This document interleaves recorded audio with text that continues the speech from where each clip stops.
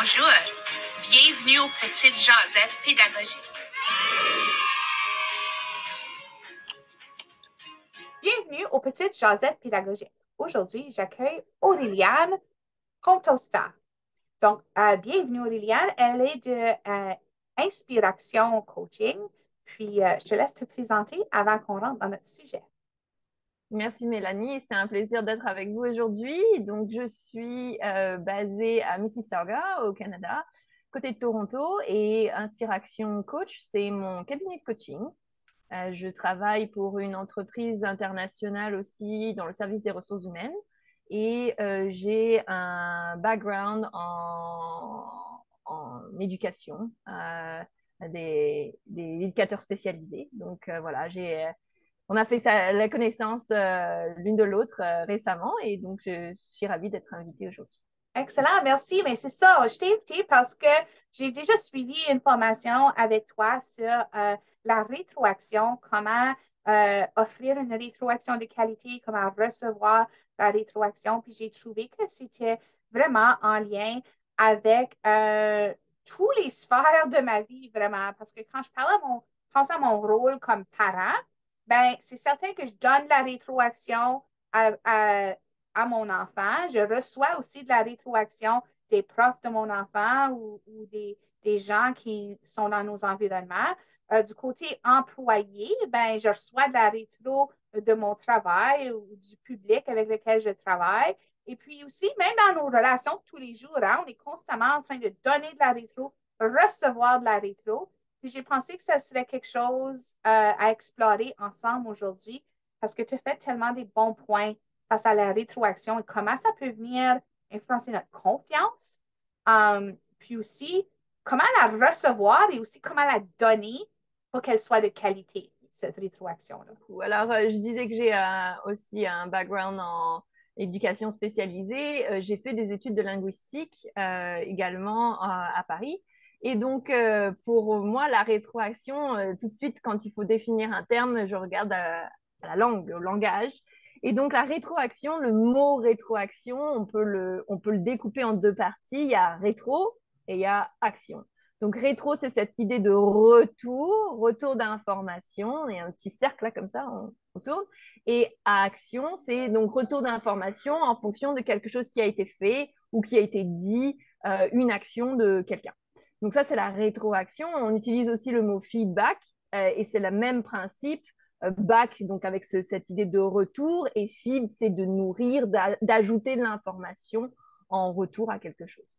Donc, la rétroaction, c'est vraiment cette idée qu'on est dans un échange et que je donne à la personne qui vient de m'envoyer un message ou qui vient de faire une action, je lui donne de l'information en échange de ce qu'ils viennent de faire. Maintenant, d'un point de vue linguistique et de communication, il y a 3 types d'informations qu'on envoie. On découpe la communication en 3 types d'informations. Il y a le verbal. Donc, quand je parle, je donne des mots. Donc, ça, c'est du verbal. Il y a du non-verbal, c'est tous les gestes. C'est tout ce qu'on peut voir. Si je coupe le son, je me mets en sourdine, là, vous allez quand même voir si je bouge mes mains, et c'est de la rétroaction. Et il y a du paraverbal, ce qu'on appelle le paraverbal, ce sont tous les sons qui ne sont pas des mots. C'est-à-dire les onomatopées, ouch, ou là que je me suis fait mal, je dis ouch, c'est pas vraiment du verbal, mais vous avez compris que j'ai mal. Donc oui. Ou si je commence à rigoler, c'est pareil, c'est pas un message avec des phrases et des mots, mais vous comprenez que je trouve ça drôle. Voilà. Donc c'est de la rétroaction et c'est un élément de la communication. Donc toute rétroaction, c'est de donner une information en retour à quelque chose qui a été dit ou qui a été fait. Et on utilise le verbal, le non-verbal et le paraverbal. On mélange un peu tout, puis on fait un cocktail et voilà, ça y est, c'est notre rétroaction. Dis juste des petites choses simples comme « Ah, bravo, tu as réussi à grimper » ou « Bravo, tu as réussi en bicyclette ». Ce genre de choses-là, c'est une rétroaction. Mais est-ce que c'est une rétroaction de qualité?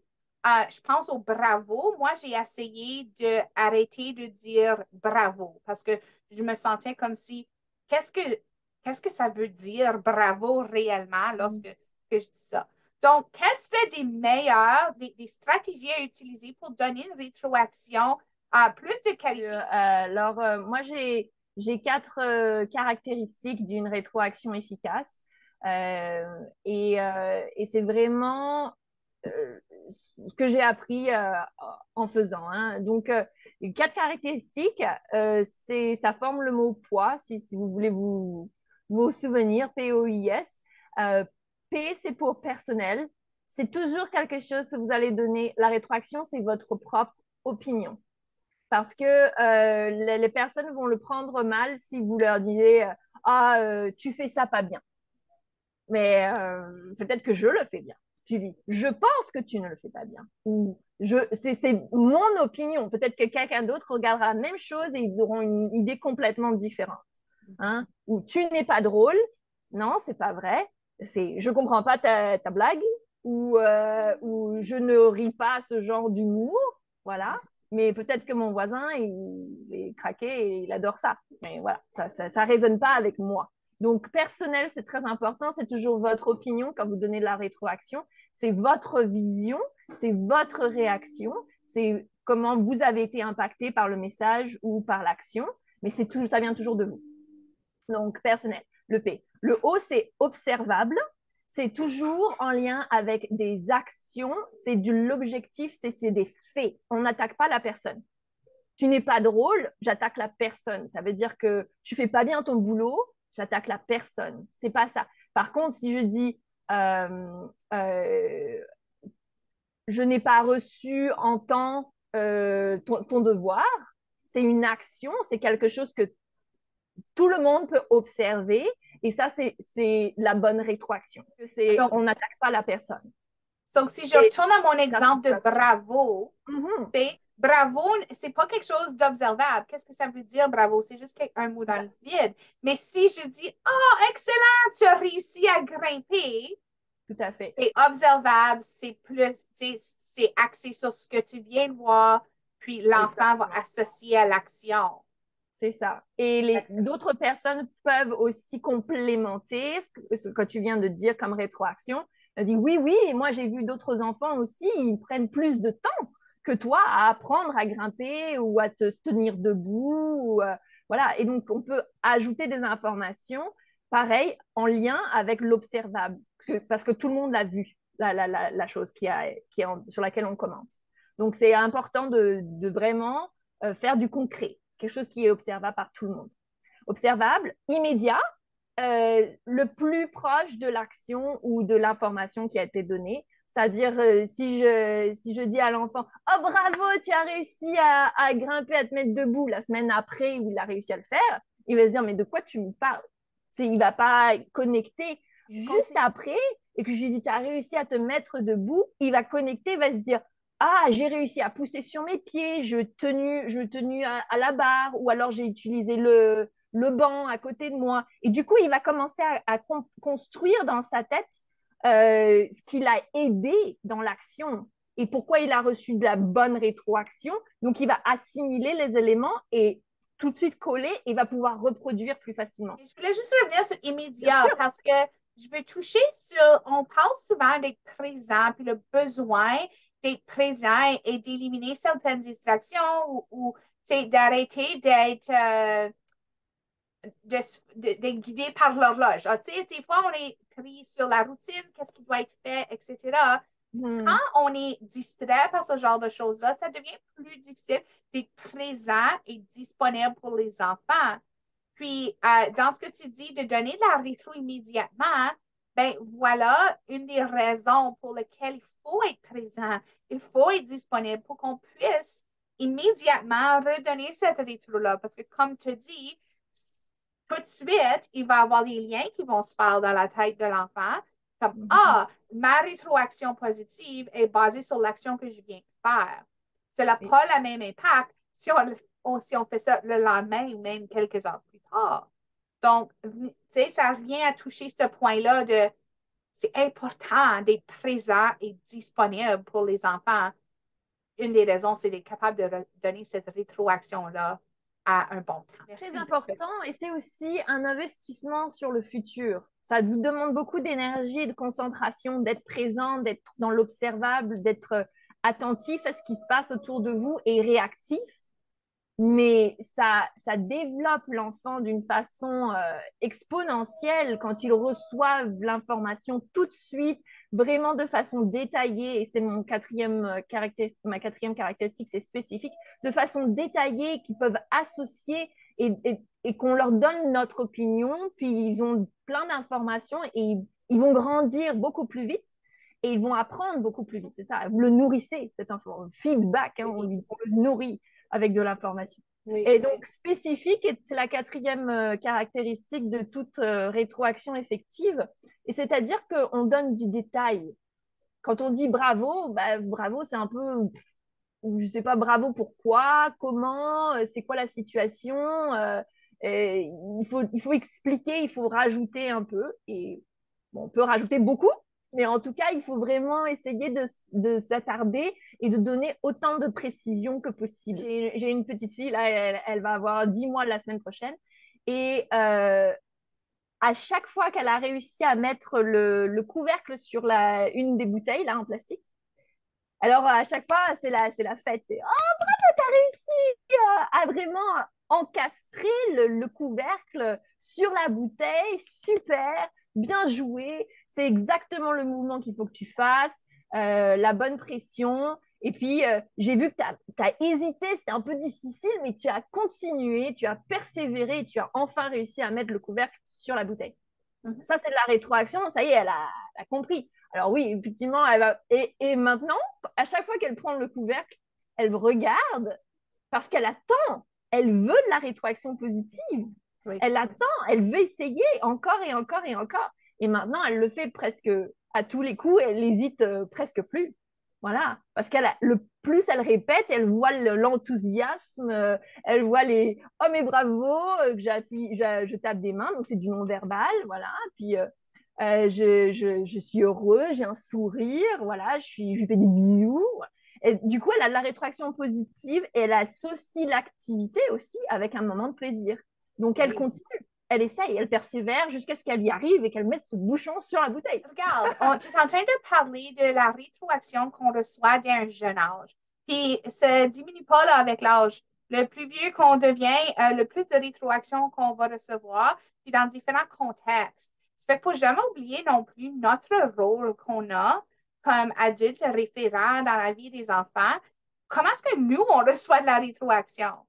Donc, tu avais parlé, lorsque j'ai pris la formation avec toi, du biais de négativité. Puis que le biais de négativité pouvait soit encourager la personne à effectuer du changement ou à s'améliorer. Et que de l'autre bord, ben, ça peut aussi décourager. Donc, peux-tu nous parler un peu de ce biais de négativité-là, puis comment naviguer et trouver un équilibre entre le positif et le négatif d'une rétroaction? Tout à fait, tout à fait. Je voulais juste rajouter que la rétroaction, c'est très puissant, c'est vraiment très puissant quand c'est fait de façon intentionnelle. Et comme tu l'as dit, Mélanie, ça sert à encourager votre interlocuteur. Et encourager de deux façons. Encourager à faire des changements sur ce qui ne fonctionne pas. Donc, on met en évidence, on donne des points, on guide, on pointe du doigt ce qu'il voudrait peut-être améliorer ou changer, corriger. Et puis, la deuxième façon, c'est aussi encourager en fonction de pointer du doigt et mettre en évidence ce qui est bien fait. Donc, il y a deux éléments. On peut mettre en évidence ce qui n'est pas bien fait et ce qui est bien fait. Il y a les deux. Et le biais de négativité, eh bien, du coup, c'est un biais qu'on a parce qu'on est humain. Voilà. Et quand on peut me dire plein de choses positives et on me dit une chose négative, eh ben, je vais oublier tout ce qui est positif que vous m'avez dit. Oui. Ou alors, je vais beaucoup me concentrer sur le négatif en me disant, il faut absolument que je travaille sur ça, il faut absolument que je corrige ça, il faut absolument que je sois meilleure à ça. Et je vais oublier ou je vais accorder moins d'importance à tous les éléments positifs que vous avez soulignés de mon comportement, de mon attitude, de ma façon de parler, d'interagir et tout ça. Et ça, c'est juste parce qu'on est humain. Hein, et c'est tout le monde, c'est les enfants jusqu'à 77 ans, 99 ans, 100, 150 ans si on veut. Donc, c'est tout le monde qui privilégie la critique, ou en tout cas, c'est ce sur quoi on va se concentrer, ce sur quoi on garde ce à quoi on garde en tête, ce qu'on garde en tête, pardon. Et le positif, c'est difficile voilà, de le garder ou de le répéter. Donc, l'équilibre, il y a plusieurs théories. Il y en a beaucoup qui disent c'est soit 1 pour 3, c'est-à-dire une critique négative et 3 positives. Il y en a même qui disent c'est 1 pour 5. Donc ça vous fait réfléchir, effectivement. Et ce qui est important aussi de souligner, c'est que si vous faites que du négatif, la personne, elle est complètement démoralisée. Donc, si vous lui dites que des choses qui ne vont pas, elle va se dire, je suis la plus nulle du monde, je vais jamais y arriver, c'est la fin, c'est une catastrophe. Et si vous faites que du positif, et on se dit, t'es gentil, mais je suis sûre qu'il y a des choses que je peux améliorer. C'est surtout le biais d'une activité, c'est cet équilibre à trouver entre la critique négative et la critique positive, parce que tout être humain privilégie toujours le négatif à se concentrer là-dessus. Alors qu'on sait aussi très bien que ça demande beaucoup d'efforts de travailler sur des points faibles et ça demande moins d'efforts et c'est vraiment très naturel de répéter les points forts. Donc, si vous donnez 5 points forts à une personne et qu'elle rajoute et qu'elle se concentre sur ces 5 points forts et qu'elle continue, qu'elle répète ça, elle va vraiment exceller, elle va devenir un maître dans la maîtrise de son action. Voilà. Tellement de bons points. Merci énormément pour cette belle jasette sur la rétroaction, comment on peut l'utiliser à la petite enfance, mais aussi ça nous suit tout le long de nos vies. Puis, c'est ça. Est-ce que tu avais un petit message clé pour notre auditoire aujourd'hui avant de finir? Je pense que l'essentiel, c'est vraiment de garder les 4 caractéristiques en tête, essayer. Et la rétroaction, ça fait partie de la communication en général. On donnera toujours la rétroaction du moment qu'on a de l'échange. Il y a toujours un retour d'information qui passe. Ça peut être de la rétroaction, même quand on n'y pense pas. C'est pas intentionnel, on donne de la rétroaction si on est dans un échange. Donc, d'être vraiment conscient qu'il y a toujours de la rétroaction. Si on utilise ces 4 caractéristiques, donc personnel, c'est moi qui parle, c'est mon opinion. Observable, c'est ce que je peux voir, même si je suis en dehors de l'action, je vois les choses et je commente là-dessus. Immédiat, tout de suite, juste après si on peut. Et puis le S, c'est spécifique, donner des détails. Si j'utilise avec intention ces 4 caractéristiques et que j'introduis dans la communication la rétroaction intentionnelle, vous allez faire